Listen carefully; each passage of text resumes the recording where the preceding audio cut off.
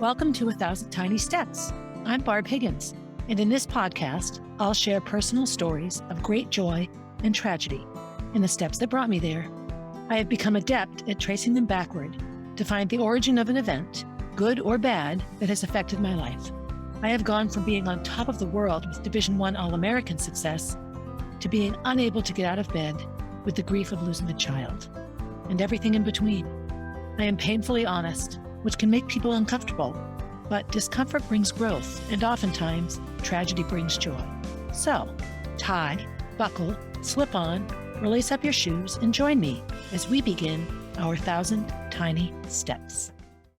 Hey everybody, Barb Higgins here, welcoming you to episode 69 of 1,000 Tiny Steps. I am one episode away from completing season 6 and my 70th episode. That's a lot of episodes. That's a lot of talking. People who know me would not be surprised at all. So if you're watching me, you can see I'm wearing these little Christmas light necklaces. So I'm recording this, it's still November, but you'll be listening to it between Christmas and New Year's, that week, holiday week. As a longtime educator, the Christmas and New Year holidays, that whole chunk of time was always a vacation week, time off in school. Kids don't go to school. Parents have to struggle with childcare, all those fun things. But as somebody that was an educator and used a life in education, Christmas isn't a separate holiday from New Year's. It's all sort of one big chunk of time. And since Molly's death, this has been a really difficult chunk of time. I've talked about it before. I know last year at this time when I was just a new podcaster, I was doing the Molly season now, and I talked a lot about how our holidays changed because of her death. Holidays in and of themselves are time markers. They're the same year after year. And so it's an easy way to compare.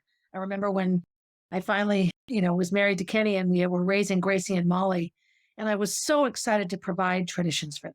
And I remember the time I spent dating David and being connected to his family. I loved that they did things year after year together. They did holidays together. They did vacations together. And you could count on these things.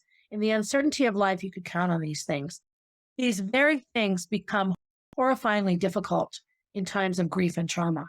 And it wasn't really until I was recording this season and really reliving my sexual abuse and what that has done to me as a human being and what it continues to do, that I realized that a lot of my issues around holidays stem from this thing called disenfranchised grief. And I came upon this a couple of episodes ago in doing research for talking about the different ways that we grieve. And I'm taking a grieving class with David Kessler to be a grief coach. My initial relationship with grief, of course, I relate to Molly's death, but close second to that was my job loss and all that went into the day that I woke up and didn't have a job and I was beside myself. I was a mess and I couldn't believe I'd gotten there. And so those two things, Molly's death and the loss of my 21-year teaching career, are two of the greatest losses of my life, followed very closely by, of course, all of the innocence lost as a child, being the victim of child abuse. We spend so much time as human beings trying to make believe we're fine. The public persona, what happens at home stays at home. I remember one of Coach Ludy's biggest pieces of advice to me when Molly died was cry all night, work all day. That when you get up in the morning, you put it away. It's not for other people to deal with. He lived that. I remember after Mrs. Ludy passed away, he didn't want to talk about it. It was his private thing. And if I tried to show any love or affection to him around her passing, he shut me right off. No. And you know what? That's how he coped. And that was his generational, sort of example of coping with things. You put them in a box and carry them about. And then when you weren't going to bother anybody, you could open the box and feel the feels. I'm not quite that private, as anyone who knows me knows. In thinking about this episode, I had a bunch of other ideas. I was going to talk a lot more about relationships. But I realized that you're listening the last week of December. Christmas has just passed. New Year's is coming. And then the year ends, and now we're into a new calendar year, a new Gregorian year. And we have all of these ideas that we should have new beginnings. And as I have thought about this episode, talking about holidays as a grief, trauma-stricken human being, I have so many things that come to mind and so many sort of aha moments and realizations. I know that every year when you have the year start over, I wanted to make sure I was better than I was the year before. One of the biggest arguments Kenny and I had, and we continue to argue over this, was in January. And we had agreed, sober January, everyone dries up and tries to lose their holiday weight and start the year off healthy.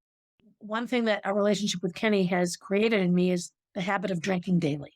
Right now, I'm not drinking daily, which is exciting, but it's an issue for me all the time that in my day-to-day home life, I struggle with. And I remember coming home and we had been, it was the middle of January, and I think it was a dance competition weekend. I don't think I had lost my job yet, although perhaps I had. No, I hadn't lost my job yet. It was different. The girls were little. What I remember is Kenny was watching our Patriots game and he was drinking a beer. And I just was like, what are you doing? We're not drinking. And he looked at me and just said, well, it's only beer. And I remember at that time just being a bit distraught. Come on now, beer is alcohol. And if you want to drink that much, just admit you want to drink every day and you don't want to get better. And we had a big conversation that day around year to year. And Kenny is very much a creature of habit. In January, you do this. And in February, you do this. And he doesn't necessarily look at getting better in self-improvement. He really just looked at, I like my life. I like my life just fine the way it is. And I've never, ever felt that way. And I realized that while he did have some, traumatic times in his childhood, more standard traumatic times, he really didn't have any reason to want his life to be better sometimes. He had a pretty good life. I couldn't wrap my head around it because from my earliest memories, I always wanted some sort of self-improvement. And I always felt like I needed to improve, that I needed to do a better job. As an athlete, a competitive athlete, as a mother, as an educator, now as a podcaster and a sort of a public figure, public servant, a school board member, I'm always trying to do better. I always feel like self-growth is necessary. As an educator, you have to get your teaching certificate renewed. And with that comes education. You have to go to seminars. You have to learn new techniques and get better at the ones you already know. So life to me is a process of self-improvement. Also, spiritual improvement and getting closer to God or the universe or whatever that might be. Intellectual improvement, reading new things, keeping up on new authors and new scientific discoveries. Life is only life if you have perspective. There's a school board member currently who is very young and idealistic, and this person has a quote on their Facebook page encouraging people to run for public office, and that how disgusted this person is by the old white people that push their old white people agenda. And, at first I took offense to that because I am in fact old and white. She's young and white, it's one, so she'll figure it out one day. But I just realized that in her life and at her time, that's as far as up the mountain as she is. Her perspective is such that anyone older and whiter than her must be outdated. And when you are actually older and whiter, higher up the mountain, your perspective is a bit different. I had a wonderful drive the other day with a good friend of mine, Elliot, and we were talking about all sorts of things, all sorts of social things and gender equity things and, the transgender community. And we just talked about a bunch of things. And we talked about the different ages and how people are at different ages. And Elliot was recalling when they were in their early 20s, how they thought they knew everything. I know everything. And, of course, you know everything you can in 22, 23, 24 years. But 10 years later, you're higher up the mountain of life. You're further along the hike. You can turn around and see a much bigger vista behind you. And so I look at my grief process and my ways that I deal with these things, specifically to right now holidays in this way. As a youngster, so what were the holidays like for me as a little girl battling a double life? Well, the biggest thing with child abuse, and this is probably across the board child abuse or any kind of abuse in a family, domestic violence, is putting on the fake, everything is okay. So women that get beaten wear sunglasses and turtlenecks and long sleeve shirt, and they try to make believe that they're fine. There's a scene in the movie, The Prince of Tides. I've mentioned this scene before. The family gets assaulted by these crazy, crazy people, and they all get beaten and raped, all of them, the son, the daughter, the mother. And their very abusive father isn't home. And so they quickly neaten up the house and they have their clothes on and they're sitting at the table eating as if everything is fine because it needs to be fine. It has to be fine. And the daughter's dress is on completely inside out. And it just struck me. It was such a strong, strong example of how I felt as a child, that couldn't the world see that my dress was on inside out, that nothing was okay, but everything seemed okay because I got up in the morning and got dressed and went to school. All of my childhood memories of holidays are relatively positive. We oftentimes didn't have a lot of money, but we had traditions that we did. We got a Christmas tree. We usually got them from the Lions Club because my father belonged to the Lions Club. So Fern's Oil Company on North State Street had Christmas trees, and that's typically where we went to get them. And, we didn't cut them down. We weren't of that variety. We just went and got a pre-cut tree. We decorated them. We had the big colored lights, angel hair and tinsel, all the 70s decorations on the trees. Some of my best young memories as a child for Christmas are sitting in the living room by the Christmas tree lights with my mom when it's all decorated and just having alone time with her. When I started going to church all the time, I would sing in the midnight service at, the Christmas Eve midnight service. And so I would get home in the middle of the night, and sometimes Santa had been there, sometimes he had not. And I can remember some precious times with my mom then as well, as she was organizing everything and making sure everything would be ready for us in the morning. Other holidays, my New Year's Eve memories all go back to Jackie Dore and all the fun things we did on New Year's Eve as kids. Listening to Dale Dorman count down the top 100 hits of the year on AM radio, WRKO. And all of those things that signified that everything was okay, that life was marching on. Here we are again. We've made it to here again. Those feelings now in 59-year-old 2022 Barb give me a knot in my stomach. It just makes me feel like I'm treading water, that here I am back where I started. I remember my dad teasing me about running track because we can go nowhere the fastest. And he's right, start and finish in the same place. And I feel that way sometimes now around traditions, because when the tradition comes back, what have you accomplished since the last time? What matters now? What will you do? All of my growing up, I always felt that holidays were a bit of a hypocrisy. You put on fancy decorations and outfits. You put out fancy trays of food, Christmas candies and well-frosted cookies. You sang Christmas carols. Family came over. You opened presents. You sat around a table and had Christmas dinner. All of these things you did. And they indicated that you were living as you should. Well-adjusted, happy American family, enjoying the beauty of Christmas. When in fact, there was nothing beautiful about it at all sometimes. It's all about what you want people to think. That's how it felt to me. In college, and then becoming a Bahai in my early years before I was married or settled down, Christmas is a Christian holiday or a pagan holiday or a bunch of things. In the Bahai faith, it's not a Bahai holiday. So American Baha'is often celebrate Christmas because it's such a cultural piece of the fabric of being an American. And, your kids would sort of stand out in uncomfortable ways, I think. We always had a big Christmas tree and celebrated Christmas. We also celebrate the Bahai holidays. So it's not like I'm choosing one over the other. But in my 20s and early 30s, married to Eric, I didn't celebrate Christmas, not at all. I had this teeny little fake tree and I hung earrings on it. That's how little it was. And one little string of lights, like 10 lights. But I didn't even do that every year. And I didn't miss it. And this is what's sort of interesting, is I truly did not miss Christmas at all. I didn't miss it. Our Christmas decorations all stayed in boxes for years. My parents sort of stopped celebrating. I remember they cut way back on Christmas when Jonathan and Johanna were still relatively young, and that was difficult. But when I got married to Kenny, actually, I bought a house before I was married to Kenny. And when I established a residence and then married Kenny, Christmas became a big thing again, having a Christmas tree and decorating it and having all the lights. And Kenny was fun with that. Kenny is a champion around these things, I will say. We get the tree and we decorate it. We play Christmas carols. We do eggnog. We had a whole tradition around it. And when Molly and Gracie were really big enough to help, it became one of their favorite things. Molly's last Christmas, we went up to Arnie's to get a tree, and Gracie and Molly took all these pictures from underneath the trees, and they had this wonderful time. And, things were terrible for Kenny and I at that time.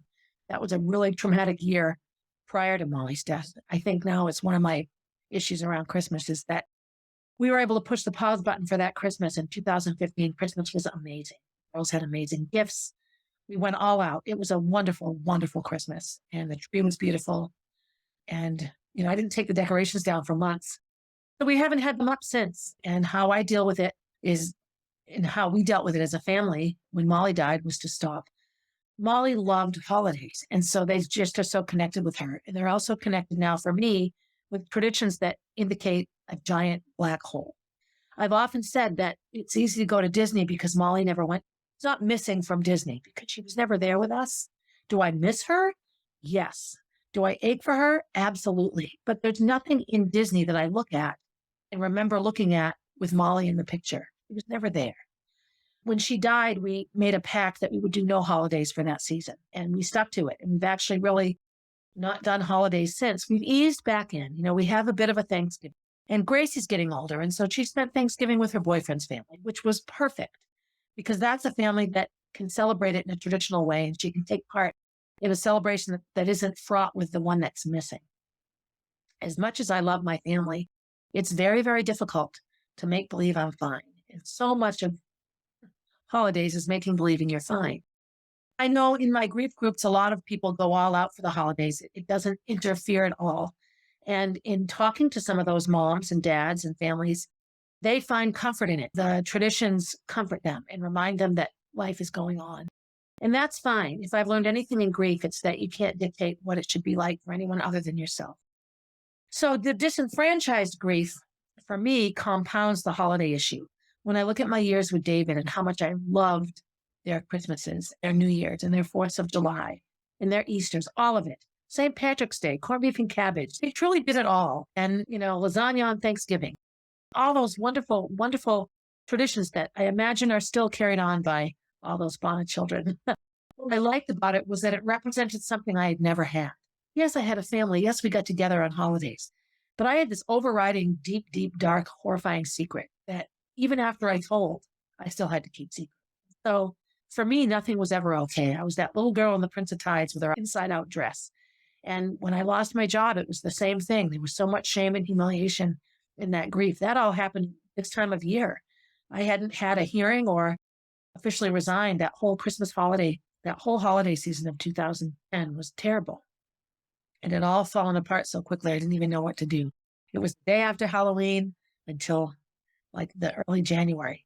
And so it's not surprising that this time of year is fraught with anxiety for me and not wanting to make believe I'm fine. We as a family have gone round and round. Kenny will pretty much do whatever. In the years after Molly's death, 2 or 3 years after, we finally put lights on the fence. I know some neighbors were really happy to see it. That's a really hard acknowledgement. Oh, good. You're putting up lights again. Everyone just wants us to be back to normal, and there's never a normal now. Our normal has dead Molly in it. Anything that we do isn't at all replicating what existed before Molly's death. It can't. So we have the MollyB Christmas tree in our house, that beautiful pink tree that Emelina Haggett and her mother, Stacy, made for us. And we put lights on it. And actually, we need to do that now because Thanksgiving is over. And that has been our Christmas tree. We were talking about Christmas the other day, Gracie and I just said, I want to rearrange things so we can at least have a semblance of, the MollyB tree looking like a Christmas tree and everything. And Gracie said, I would love to get a tree and decorate it. I just know that you don't want to. And that stayed with me. It sunk in me because what do I do now? There's 3 of us. It's not just all about me. And then we have Jack. So Jack is coming upon his 2nd Christmas. And last year, he went to Disney at Christmas. This year, he'll do the same thing. We're repeating our Disney traditions. We flew to Tampa last year and we had Jingle Jangle and we went to the beach and we went to Disney and we did what we did. So is that a bad thing to do for Jack? No, but what I'm doing is sort of recreating the same thing or recreating a tradition. Oh, every year at Christmas, we go to Disney. So, I've gone round and round with what to do. And I know as families grow and divide, I was at the gym the other day and listening to one of the other coaches talk about having to divide time between all the different families. Like, she's got in-laws and they have their traditions and then she's got her family traditions and then they have their own family now.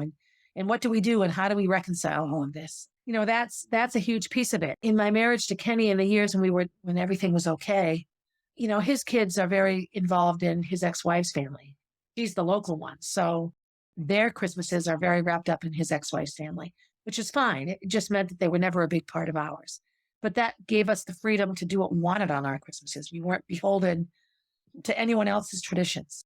Thanksgiving dinners, there were times that Kenny flew down and spent time with his family. But once Gracie and Molly were around, we wanted them here and we had them at our house. When Jonathan and Lon Lon had Jonah, suddenly they were there sometimes. Kathy and Ricky hosted a few times. So holidays for me have very much been family oriented. And now what to do as I create a life for Jack that of course is surrounded by Molly and includes Molly in every conversation. I'm a bit fraught sometimes as to what to do. I do know in looking at websites on grief and the holidays that every holiday can have its own unique sort of issue. I don't know that I will ever comfortably celebrate Mother's Day again. And that's because we unplugged Molly the day before Mother's Day. And so that was the first realization. That was the first day of my life that I really woke up without Molly. She wasn't plugged in there breathing next to me anymore. She was gone. And the world went on. And that was a really hard May 8th, 2016, forever and always. So that holiday, the way that I ask people to commemorate Mother's Day for me is to leave it alone. I don't want to hear it. And if people that know me insist on recognizing it, then they're doing it for themselves and not for me. Because the best Mother's Day gift for me is to just forget about it. I don't want to know. My birthday has been the same way. I used to be all about my birthday. Now I just prefer not to think about it. Time and age has been forever changed with Molly's death. I lose track of time sometimes. I have this big chunk of time missing. There's a big piece of me that is still in 2016, still waiting for her to come back. With every passing holiday, she gets further and further away. And I think this is another tricky piece of holidays, especially for parents that have lost children or children who have lost parents ahead of time. Not that losing your 90-year-old mother isn't difficult. You've lived your whole life knowing her. I know that this is Kenny's first Christmas without his mother being alive. But as life goes on, you know that this day is coming. It's the natural order of things. It's not out of the ordinary for people in their 90s to pass away. When you're 10 and you lose your 30-year-old mother, that's a whole different story. And holidays, I'm sure, can become tricky. So, when you look at the different ones, for me, by the time it was Christmas, Molly had been gone for several months and we'd had a chance to sort of figure out what we were going to do. We realized that we just didn't want to be around. We didn't make it to Disney the first couple of Christmases. We just went to Amelia Island and saw Davy and Courtney. And 2 years in a row, we had terrible weather, cold and rainy. It was awful. I would never want to go back and relive those holiday seasons at all. I do know that I also believe sometimes that holidays can show how unbelievably hypocritical people are. When I look back in my life and in people that I know, I know people in my life that go all out decorating, ridiculous amounts of decorations, complaining the whole time. We have to do it now. If we don't buy a tree now, they're going to be sold out. Getting it all done and making sure it's watered and this horrible, everything is a chore. Well, if it's such a chore, why do it? Well, because it's Christmas and so your house must be decorated. I can't get sucked into that. I don't care. And this is the new part of me. I remember, again, when Molly and Gracie were little, I would spend hours wrapping Christmas lights around the trees in the Enchanted Forest. Our yard was just a fairyland. And I remember Zach Emerson, who I coached with, just thought it was the greatest thing ever. Oh my God, this is exactly what I want to do for my kids. I don't know if he decorates his yard or not. But, our neighbors across the street, they had the blow-up ghosts and pumpkins at Halloween. And now they have the blow-up Grinch and Santa in their yard. And, Jack looks out and sees it. And I think, okay, I can't deny him all this ridiculousness just because Molly isn't here anymore. It's difficult. I'm recording this well before Christmas. You'll be listening to it after Christmas. We'll be in Florida when this is coming out. I probably won't have gone all out with decorations. Each year, it's a little bit more. We're sort of back to having relatively traditional Thanksgiving dinners. That started with COVID and, Kathy and Rick, and then being around, and then we just sort of built on it.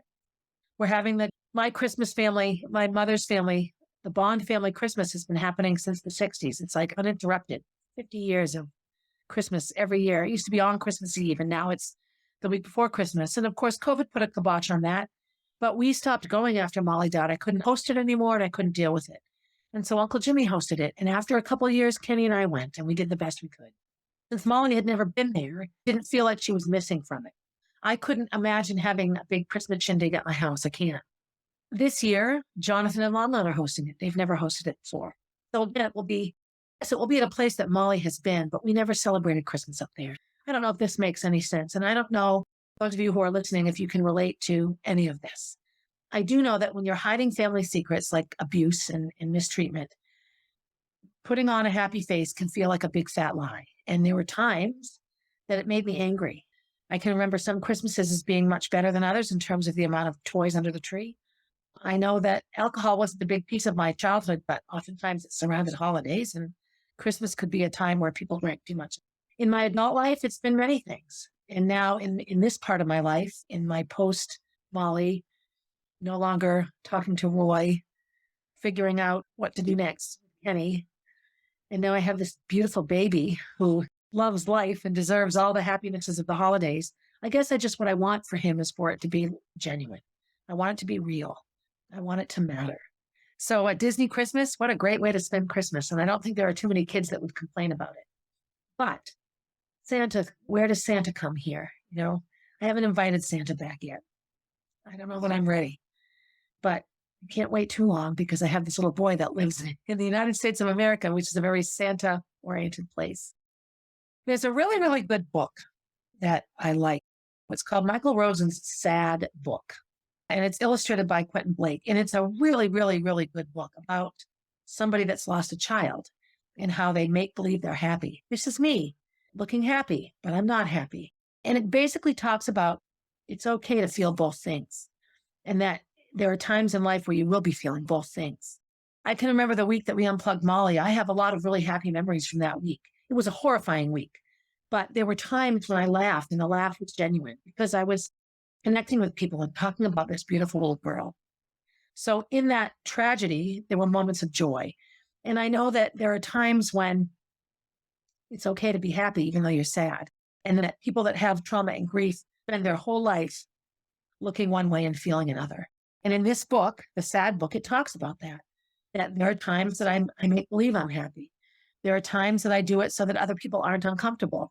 There are times that I do it for self-preservation. I know for me, there are times I have to just put things out of my head and get busy. And that was a big one when I think of how Roy deals with trauma and how so much of my adult life traumas are centered around him in that relationship. He's very much put it away. You can't do anything about it anyway and get busy. And that's sometimes incredibly helpful. And I think sometimes that's where CrossFit and working out comes into play for me, especially this time of year. If I can be busy and if I can be busy in my body, so I have to focus on what I'm doing because I'm tired and I have to keep pushing myself. Very, very consuming. It's emotionally and mentally consuming in a way that's super helpful for me. And so I'm lucky. It's also a time that people can fall back into alcohol and drug use.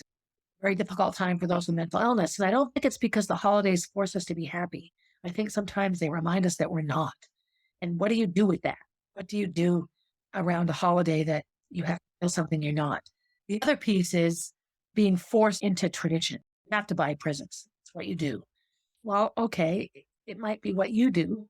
I have had Christmas stockings and presents for Gracie every year since Molly on some level. But it stopped. Her last great Christmas was 2015. And so what do we do now, 7 Christmases later? So anyway, this book, The Sad Book, what it does is it gives permission for people who are sad to be sad. That sometimes that's life. If I were to ask for anything in my dealing with holidays, is that people just let me deal with them the way that I do. I don't want to be told that Molly would want me to decorate a tree. No one knows what Molly would want me to do. I know that Molly would want me to be genuine and do what I felt. And I think that's what she would want for me. So I do things like wear these ridiculous Christmassy necklaces. Behind me is a headband of a Christmas tree. I'm leaning to the left. Molly would wear these headbands, Christmas headbands. She has a Santa one. I actually think I gave it to Tennessee Sky McGregor, whose daddy's office I'm sitting in. And she had one in the summertime with flags for the 4th of July. She was so big into holidays. And I think initially that's why I couldn't bear the holidays, because her not being a part of it was just something I couldn't wrap my head around. Easier now, 7 years into this journey, to pull her into it and to bring pieces of Molly into the holiday. We do a basket for the Christmas show and we fill it with Molly things. In the first couple of years, I cried the whole time I went shopping for those things. And I'm not like that now. It's a bit different. A lot of the things we can just buy quickly. They don't evoke the memories that they did once, but they are certainly, there and ever present. It's a nice way for Molly to be remembered. And we use the money to support a scholarship in memory of Diane Peterson, another CDA connection that passed away last year. And we have a lot of Rachel Hunger in that basket. So it becomes a way to keep a lot of people alive in the most positive of ways. I remember, and I'll sort of begin to wrap up here, anything that happens to commemorate something, anything that happens regularly, year after year after year, marks the passing of time. And time becomes very different when you're struggling from a traumatic event or the loss of somebody. I was first abused as a young girl, 7 or 8 years old, maybe 9. So there's a part of me emotionally that look at me, that remains that age. I think sometimes the approval I want is the approval that a young child would look. Come see my room. Come see how clean it is. These things come to my head sometimes. I often think I'm stuck at 17. And when I look at my high school years and my romantic involvement with a teacher, as unscary as that was, it was traumatic because it was wrong and I knew it was wrong. And now I was suddenly participating in something that now people could blame me for. That was incredibly difficult. It's a huge piece of me that stays that age. That's also when I began running and found this amazing way to love my body. So much of my emotional self stays at that age. And then I look at how time sort of blew up for me in 2010 and then again in 2016. And I know that all of that's made me suddenly feel very old. I'm going to be 60 on my next birthday, and that brings me a lot of stress, mostly because I think of how 40 didn't seem all that long ago. And if 40 wasn't that long ago, then 80 isn't too far ahead. And that's where I start to get all wigged out about the passage of time. But then from 40 to 80 is 40 years. And when I think of 40 years ago, I was 19, and that was forever ago. So you can see I spend a lot of time with numbers. So anyway, the hypocrisy of the holidays, how we spend all this time in make-believe. And it isn't even just make-believing the traditions are real or not. It's making believe that we're okay. Disenfranchised grief, when we're sad about things we can't share about. The number of times I was asked as a little girl by my mom, what was wrong? Are you okay? Is everything okay? And I could not answer that question. Sometimes it was so out of my mind, I didn't even think to answer it honestly. But for the most part, I had this giant secret that put a cloud over a lot of things in my life. And I had to spend a lot of time not only convincing others I was fine, but convincing myself that I was fine. And I think it's why I'm such a good endurance athlete, because I can tell myself I'm okay, even when I'm not. And then appearances. We want everyone to think certain things about us. If there's one thing that I've learned in my grief and my trauma and all that I've lost is I have nothing to hide. I might be very uncomfortable sharing my stories, but I do know that stories are meant to be shared, even the ugly ones. And that I come back to that quote that if it's okay to share the good things, then it should be equally okay to share the bad. I shouldn't have to walk around with a suitcase full of the transgressions of others to maintain some sort of peace, to be able to be happy.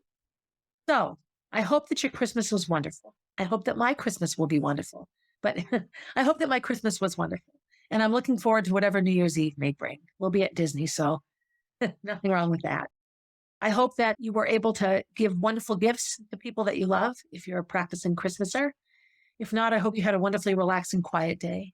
I hope that you were able to do good things for yourself and others. I hope that you had a wonderful day on Christmas. I hope that you have a wonderful day on New Year's. But as always, today, have a good day, everybody. Hey, thanks for listening and for supporting 1,000 Tiny Steps. I hope you enjoyed the episode and will continue to listen. Feel free to leave a review and share my stories with your friends. Also, please reach out if you have stories to share. I love hearing from and connecting with my listeners. If you would like to know what I'll be talking about down the road, you can find me on Instagram at barb_444, on Facebook as Barb Higgins, and at my website, www.1000tinysteps.com.